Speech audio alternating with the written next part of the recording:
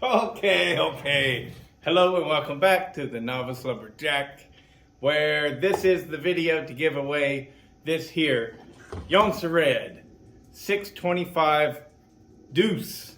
The Deuce is what I'm calling it right now. The Deuce. So for your chance to win the Deuce, I hope you're a long time viewer, but I seem to have not made it clear, I guess. You have to be a subscriber to win. So whenever you win one of these things, I check to see if you're a subscriber. If you're not a subscriber, you're not getting this saw. But anyways, yeah, here it is. The Jonsered 625. It has been newly rebuilt by me. It's got a Duke's piston in it, brand new. It's got the ceramic coated skirt.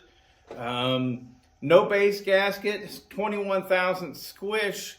What are the numbers? 77 on the intake, 102 on the exhaust, 16 and 22 degrees of blowdown on the transfers. This is an open port cylinder setup. It runs excellent. Built a pipe exhaust for it, which looks kind of dorky, but it gets the job done. I purposefully kept it small because I didn't want it to be super loud. I want this to be a good, usable saw, and that's why I ported it the way I did as well. Not that hot saws aren't good and usable, they often are, but I just wanted this to be a good, solid, basic saw that somebody can have fun with. The chassis, if you don't know anything about these Jonsereds, so I take for granted all the stuff that I've learned over the past few years, and I think that I came late to the game, and so I still feel like a rookie myself.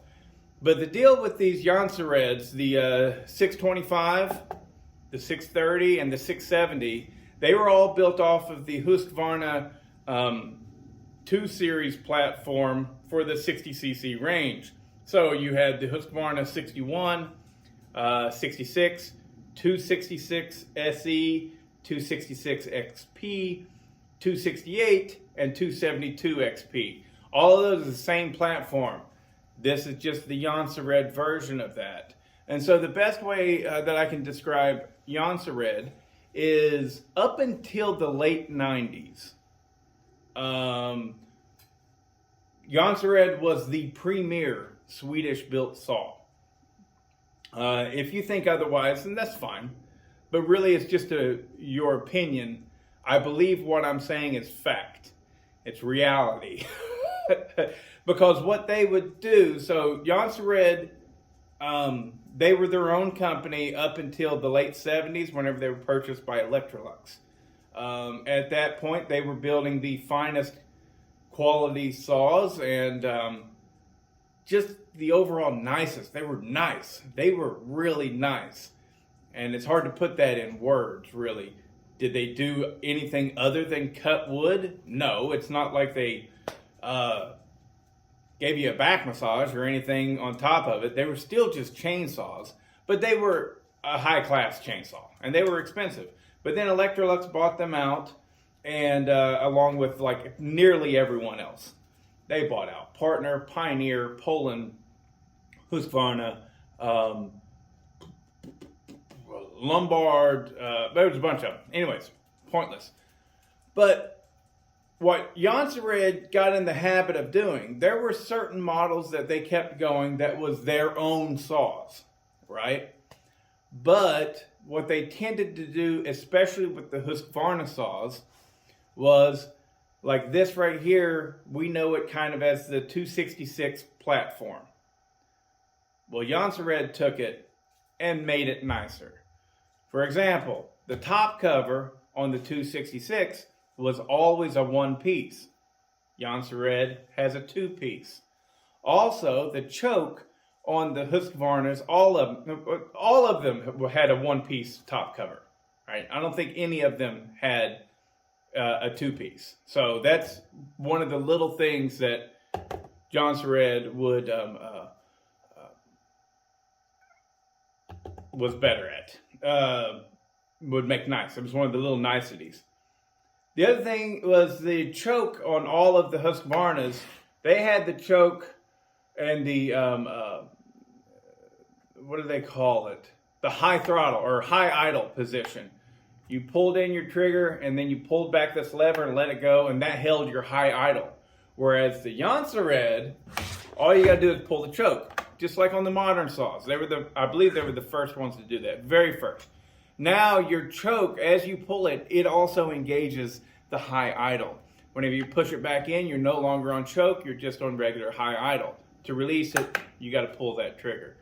So, Jonsered, many of their models became tick for tack with partner. Some really honestly with Poland as well. Even Poland was really on the receiving end of that. They got all the gifts. Whereas Jonsered and partner, they kind of worked hand in hand. They were both Swedish companies. What else could I say? Oh, that's what I was saying. So,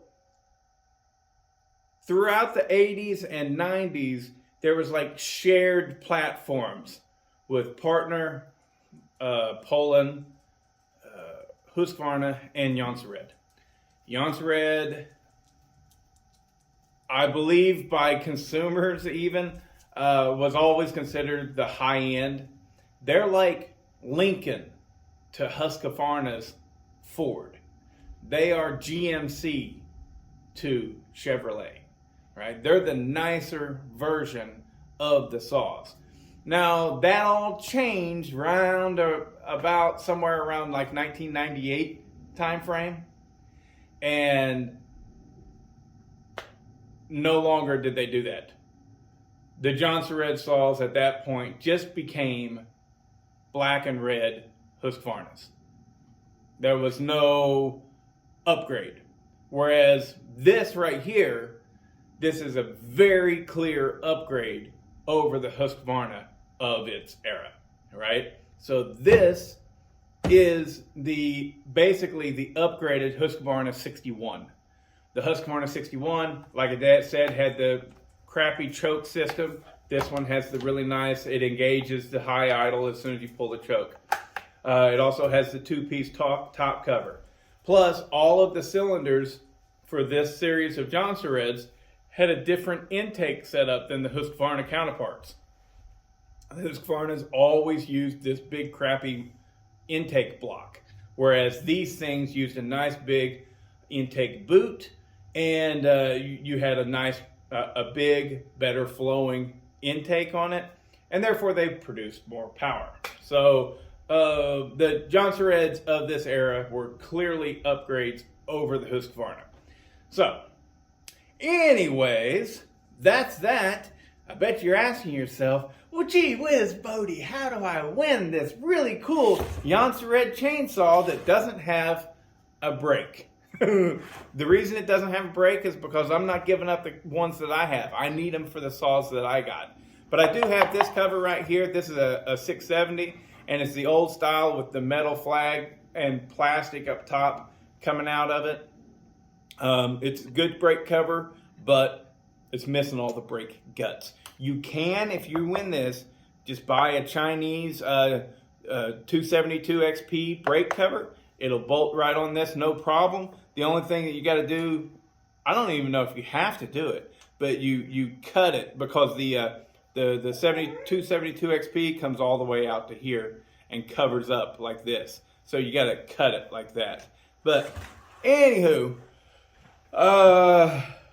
what do you got to do to win it? Well, I've been putting out some crappy little videos today, hoping that y'all would watch them.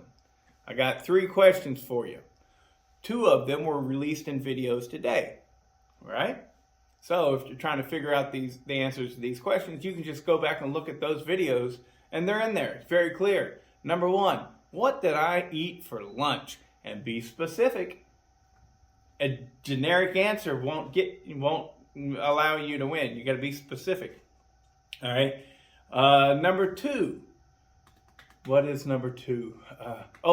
What was my call sign whenever I was in the Air Force and I did heating and air conditioning? The full call sign, not just a couple numbers. All right. What was my call sign? That's number 2. And number 3, this is for long-term viewers of the channel. Come here, buddy. Come here. Come here. What's this guy's name? Huh? Tell me this guy's name. What's up, buddy? He's a good dog. He's a good dog. He's a good dog. What's his name? What did I eat for lunch? Actually, number 1, what did I eat for lunch? Number 2, what was my call sign in the Air Force? And number 3, what's my dog's name?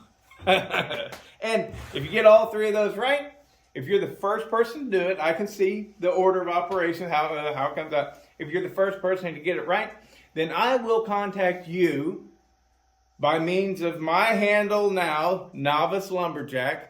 Don't pay attention to any of those stupid spammers, okay? Honestly, don't tell me that there's spammers either. You can. There's probably an option for you to say something, but I'll see it and I get to it as fast as I can, and I block them. But it takes YouTube forever to catch up on it. So anyways, whenever you tell me, 9 times out of 10, it's something I already know about, and I've already blocked that person. So it is what it is. Oh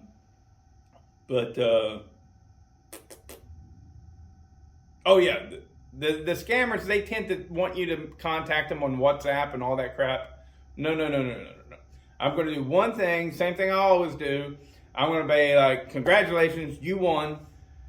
Send me your name and your mailing address via email to this email address right here. It's Bodie@woodsmanessentials.com. There will be no stupid WhatsApp thing. There will be no send me a text. There will be none of that BS. I won't be asking you for money, just your address so that I can send this to you. All right?